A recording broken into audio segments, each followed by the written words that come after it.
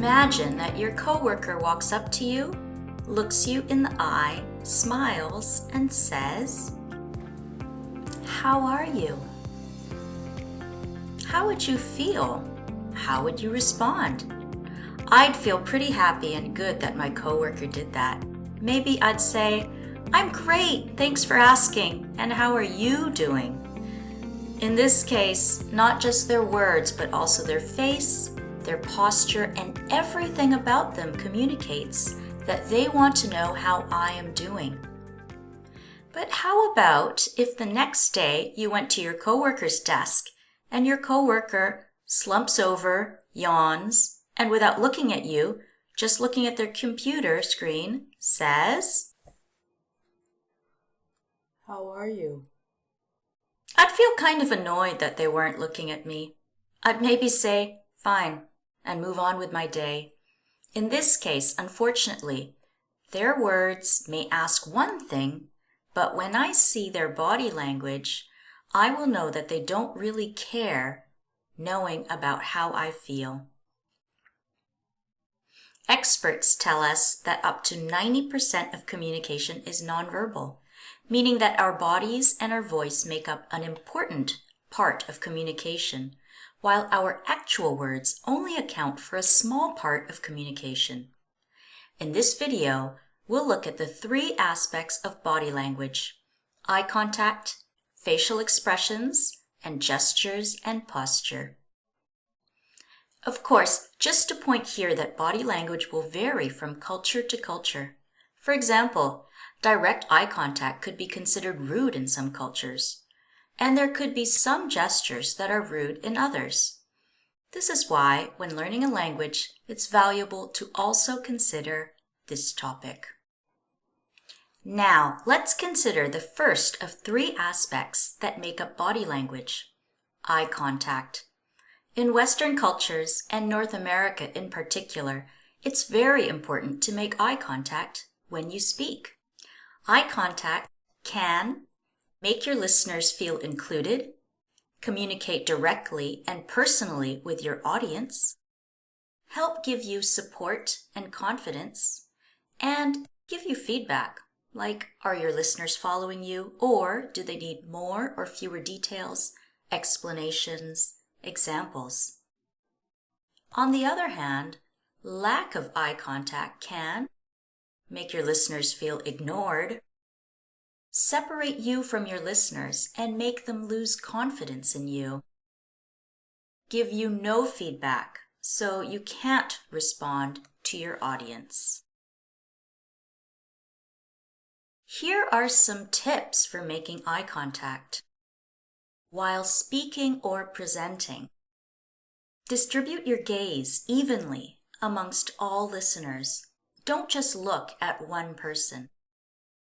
When talking to one person, make direct eye contact for about 60% of the time. 100% is too much. Refer to note cards instead of reading. If you are very uncomfortable with eye contact, look at the person's nose or middle of their face.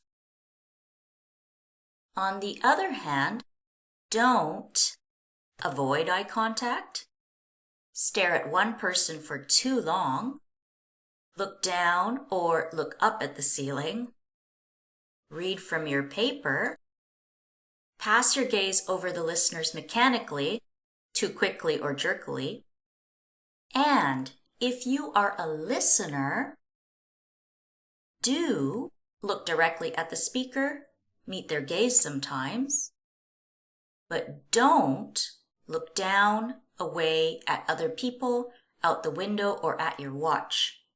Roll your eyes or look bored, and read text messages. Now, let's move on to gestures and posture.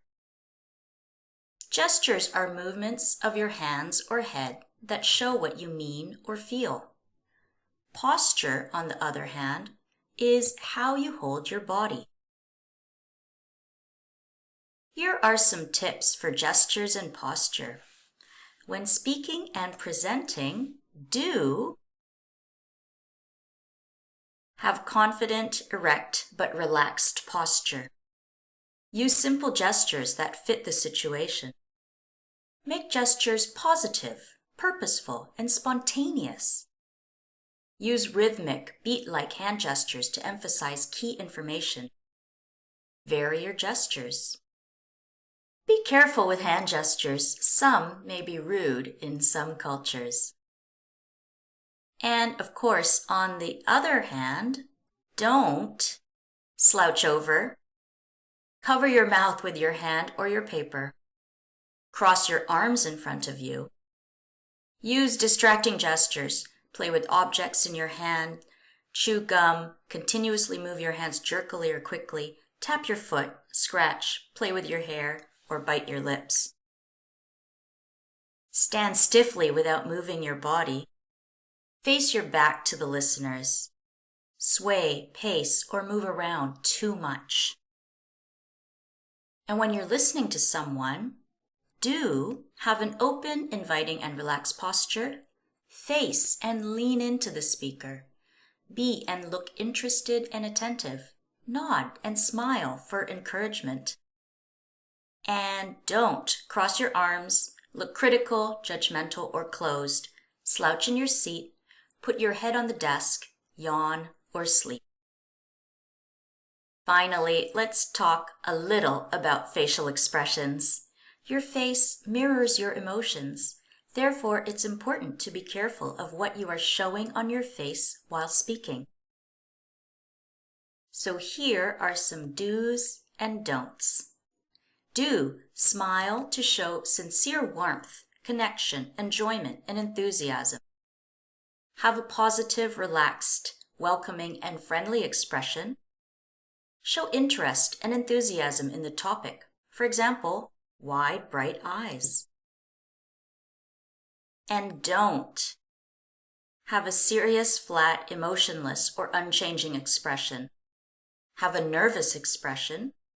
Show negative emotion like boredom, anger, or impatience. And that's it.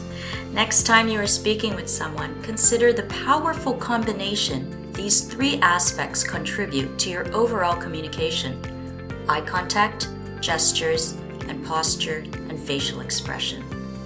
And try to notice other people's body language when speaking to them. What do you notice? What makes you feel like speaking to them more? Thanks for listening.